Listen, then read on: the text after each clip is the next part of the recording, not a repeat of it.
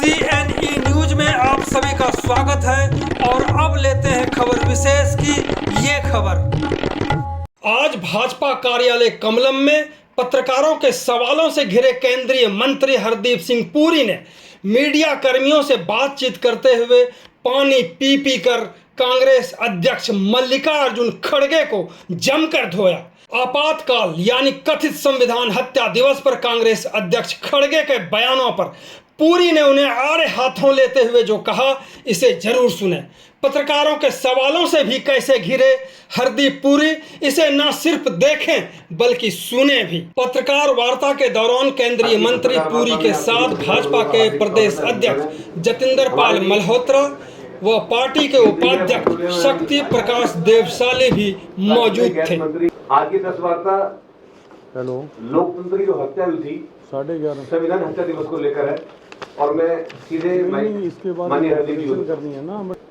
Congress party के अध्यक्ष है खड़गे जी, कल उन्होंने कोई बयान दिता कि उन्होंने कुछ कहा कि ये एमरजेंसी तो बाईगॉन एरा है। बाईगॉन एरा मतलब कि बहुत समय हो गया, आज उसको याद करने का क्या फायदा। मतलब मीनिंग वही निकलता उनकी बात से। खड़गे जी चाहते हैं कि हम भूल जाएं कि इलाहाबाद हाई कोर्ट ने उस समय जो प्रधानमंत्री थी इंदिरा गांधी जी, उनकी इलेक्शन को चैलेंज किया और उसको रद्द कर दिया। अपने आप को सत्ता में रखने के लिए उन्होंने इमरजेंसी डिक्लेयर की और उनके बेटे साहब राजीव गांधी जी ने उस वक्त पार्लियामेंट में बोला बाद में आके कि कोई भी देश का प्रधानमंत्री अगर उसको इमरजेंसी डिक्लेयर करनी है और नहीं कर पाए तो वो प्रधानमंत्री के पद का लायक नहीं है। देखिए, अपने आप को, अपने परिवार को सत्ता में रखने के लिए क्या क्या इन्होंने किया, मैं आपको कुछ आंकड़े आपके साथ शेयर करना चाहता हूं। 1,11,000 व्यक्ति, जिसमें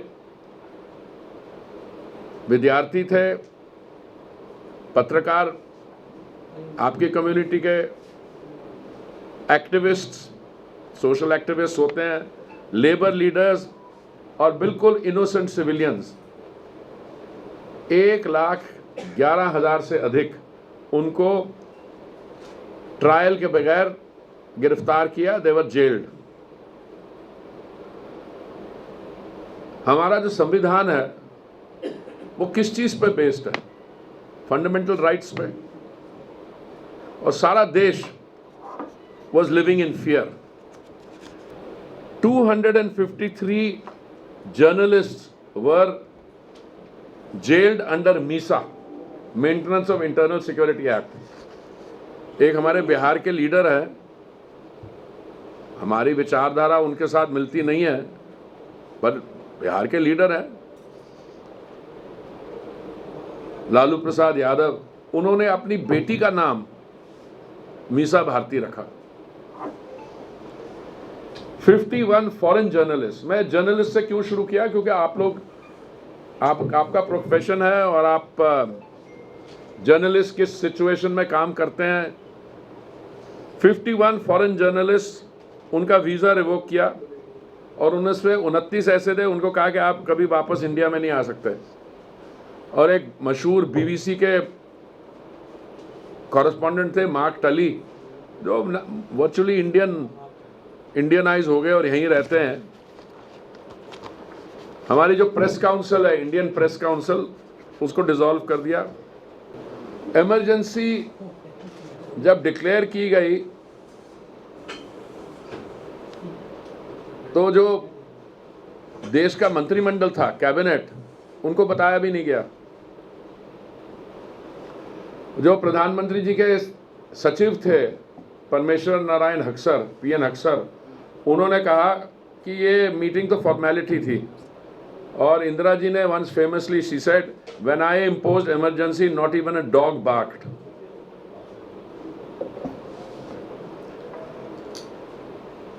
38th amendment was passed to the constitution. This effectively barred courts from reviewing the emergency.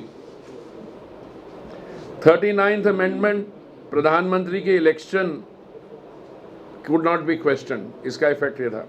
42nd amendment, fundamental rights were curtailed.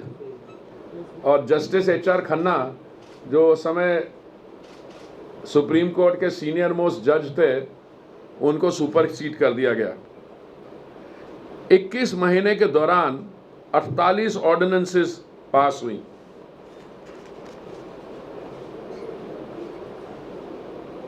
उन्नीस 1976 में ये शब्द अच्छा नहीं है, स्लम रेजिडेंट्स, इनको अच्छा शब्द होगा इनफॉर्मल सेटलमेंट्स, पर जो झुग्गियों में रहते थे तुर्कमान गेट में, पुलिस ने जाके वहाँ पे फायर कर दी. डेथ टोल जो है उसके 20 से 150 में. कुलदीप नायर जो बड़े मशहूर पत्रकार थे, उन्होंने कहा कि 150 लोगों की डेथ हुई. और संजय जी ज़रा बर्थ कंट्रोल में विश्वास रखते थे, तो लोगों को घर से जाके उठाया गया और उनकी फोर्स्ड स्टेरिलाइजेशन करवाई गई. और टाइम्स ऑफ इंडिया का एडिटोरियल जो मैं ढूंढ रहा था, 26 जून का एडिटोरियल है, उसका ये था, democracy, beloved husband of truth and dear father of freedom passed away on June 26. और इंडियन एक्सप्रेस, क्योंकि इन्होंने प्रेस टेक ओवर कर ली थी, इंडियन एक्सप्रेस की ने अपनी प्रोटेस्ट दिखाने के लिए वो जो एडिटोरियल होता है जो आप लोग अपने अखबारों में अपने रखते हैं, उसको ब्लैंक एडिटोरियल, ब्लैंक स्पेस कर दी. मैंने अभी नसबंदी की बात की. 60 लाख पीपल, 60 लाख लोगों को फोर्सिबली स्टेरिलाइज किया गया उनकी कंसेंट के बगैर. People were picked up from their homes and forced into sterilization camps. और जिन्होंने रेजिस्ट करने की कोशिश की, that was met with threats and brutality. तो खरगे जी को मैं यही कहना चाहता हूँ. खरगे जी, आप कहते हैं कि ये बड़ी पुरानी बात हो गई और it is a bygone era. Kharge ji की सिलेक्टिव एमनीसिया है. वो वही परिवार जो सत्ता में रहना चाहता था, उन्होंने अपने आप को सत्ता में रखने के लिए इमरजेंसी की, और आज खरगे जी उस पार्टी के अध्यक्ष हैं.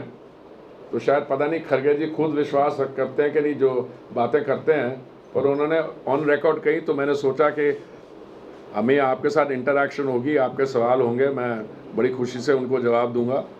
But I wanted to start from there. मुझे लग रहा है कि संविधान हत्या दिवस 50 साल इमरजेंसी के बाद क्यों बहुत ज़रूरी है, क्या हुआ उन 21 महीनों में, लोगों के सामने रखना इसलिए ज़रूरी है कि देखिए, एग्जीक्यूटिव कोई भी हो, अच्छा सपोर्ट मिले तो जो चेक्स एंड बैलेंसेस होते हैं सिस्टम में, कोर्ट्स के, प्रेस के, तो कभी कभी टेंडेंसी होती है उसको भूल के और पावर को कंसंट्रेट कर लिया जाए. इसलिए उस चीज़ के ऐसी चीज़ कभी ना हो, that the same mistakes are never repeated. I think it's very essential. और मैं आई एम वेरी हैप्पी, और मुझे बड़ी खुशी है कि आज हमारे स्टेट प्रेसिडेंट जतेंद्र पाल मल्होत्रा जी और बाकी आपने मुझे ये मौका दिया आपके साथ इंटरैक्ट करने का. And now I am open two questions. मंत्री जी, जैसे ये चैप्टर है, इसको क्या पाठ्यक्रमों में भी लाया जा सकता है, जैसे 7वीं 8वीं 10th इस तरह के, ताकि उनको भी जानकारी हो कि क्या नुकसान था? नहीं, लाना चाहिए, बट वो तो देखिए, वो तो पार्टी का काम होगा. मैं आज आपके सामने भारतीय जनता पार्टी के कार्यकर्ता के नाते में आया हूँ.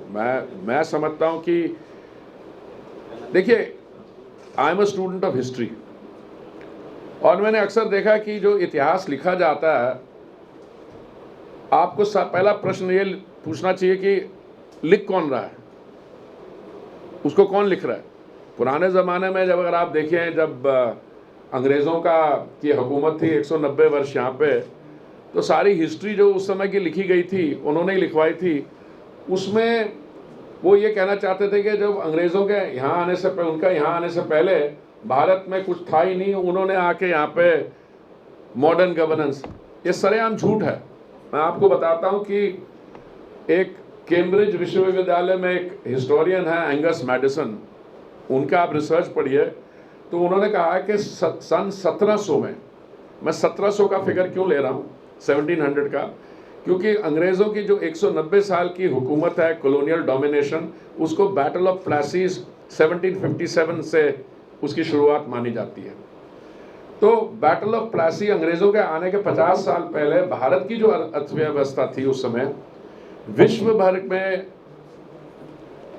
1 या 2 नंबर पे थी, और कोई 20 से 22% जीडीपी दुनिया का भारत से आता था, और उतना ही चीन का था। तो इट्स नॉट विदाउट रीजन कि भारत की अर्थव्यवस्था को, भारत को उस समय एक सोने की चिड़िया कहा करते थे।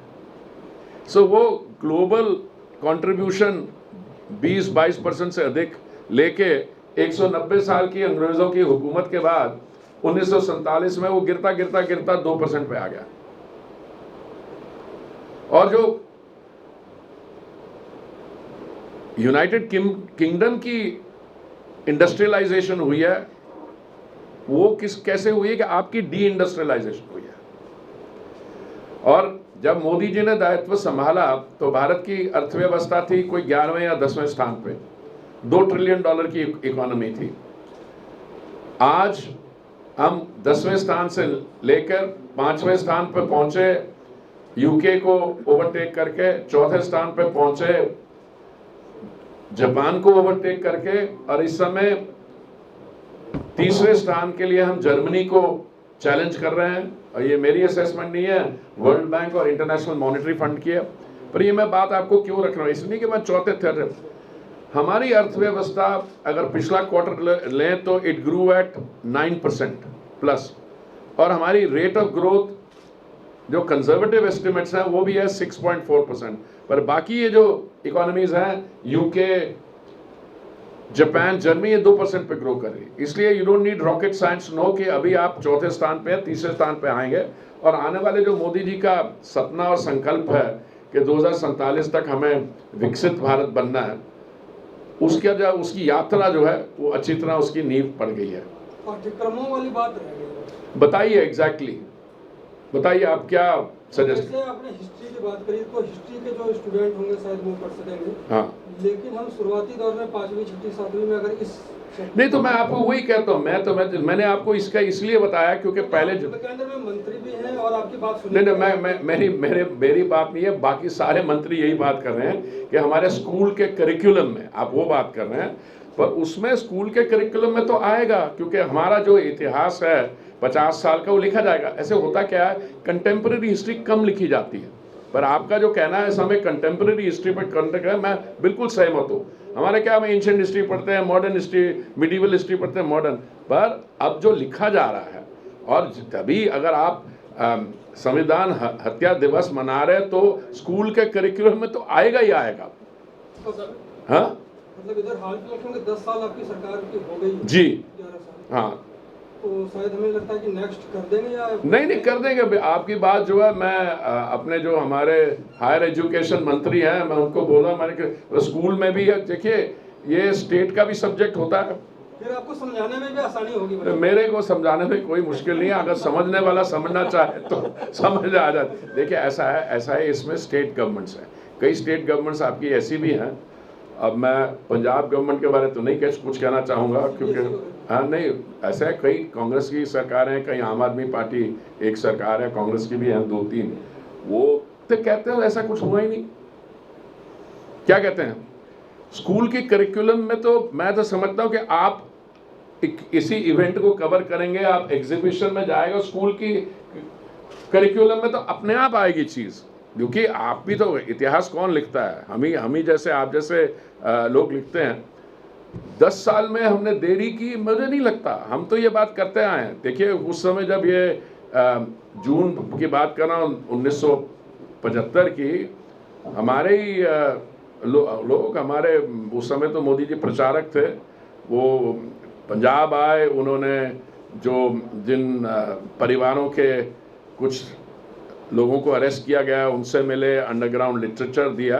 तो this is what I call work in progress. CNE news के साथ बने रहने के लिए आप सभी का बहुत बहुत धन्यवाद।